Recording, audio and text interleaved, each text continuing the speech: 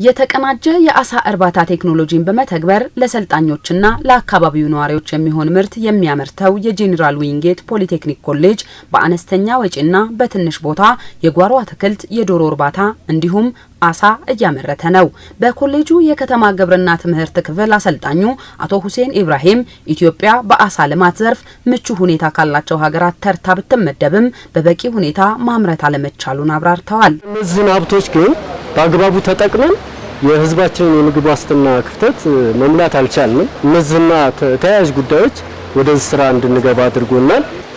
ጫጩቶችን እናባዛለን፣ የአሳ ጫጩቶችን። ከዛ ውጭ ደግሞ መኖ እናመርታለን። የአሳ መኖ እናመርታለን፣ የዶሮ መኖ፣ የወተት ላም መኖዎችን እናመርታለን። ለአሳ ብቻ ሳይሆን ተያያዥ ለሆኑ የግብርና ስራዎች ላይ መጠቀም እየቻልን ነው ማለት ነው። ቀላሉ ማህበረሰቡ ከዚህ ጫጩት ማግኘት ይችላል። መኖም እኛ በቀላሉ በርካሽ እያመረት በተመጣጣኝ ዋጋ ለማህበረሰቡ ማከፋፈል እንችላለን። ስለዚህ በዚህ ምክንያት ስራውን ማስኬድ እንደምንችል አምነንበት ነው ወደ ስራ የገባ ነው ማለት። የአሳን ምርት ከግብርና ስራ ጋር በማቀናጀት መስራት ምርታማነትን እንደሚጨምርም አሰልጣኙ ይጠቁማሉ።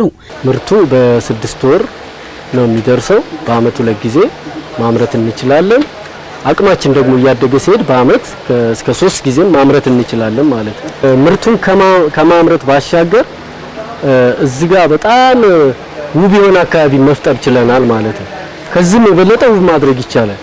ስለዚህ እዚህ ግቢ ሲገባ ሰው የአሳ መመረቱን ብቻ ሳይሆን የሚያው ውብ የሆነ አካባቢ እንደገባ የግብርና ስራዎች የገበያ ችግር የለባቸው።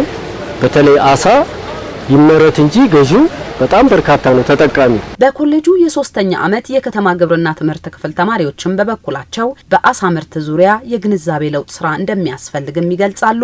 አልተሰራበትም፣ በደንብ አልተሰራበትም። ትንሽ ቦታ ነው። ግን አሁን እኛ እየተማርን ነው። በደንብ እናስፋፋዋለን ብዬ አስባለሁ። እና አሁን ይሄንን እንደምታዩት እንግዲህ ጀምረናል። ሞር ወደፊት ከዚህ የተለየ በተሻለ መልኩ እንሰራዋለን ብዬ አስባለሁ። ያ እንለወጥበታለን ብዬ አስባለሁ። ነገር ግን እንደ ሀገራችን ደረጃ ደግሞ የትምህርት ዘርፍ ደግሞ ብዙ ተፈላጊነት የለውም። ነገር ግን በተማሪዎች ላይ ቢሰራ እንደገና ከዚህ ትምህርት ተማሪዎች የወጡት ይሄ ነው ብለው ቢያስረዷቸው የተሻለ ነገር ይመጣል ብዬ አስባለሁ። የጄኔራል ዊንጌት ፖሊቴክኒክ ኮሌጅ ምክትል ዲን አቶ አድማሱ በቀለ ኮሌጁ አሳ ምርትን ጨምሮ ሌሎች የአካባቢውን ማህበረሰብ የሚጠቅሙ ስራዎችን በመስራት ላይ መሆኑንም አንስተዋል። እዚህ ግን ጤናማ የሆነ አሳ በትንሽ ቦታ በትንሽ ወጪ ብዙ አሳ ማግኘት የሚቻልበትን ማሳያ ሰርተን በዚህም በአጫጭር ስልጠና በመደበኛ ስልጠና ሰልጣኞችን እያሰለጠነ ነው ያለነው።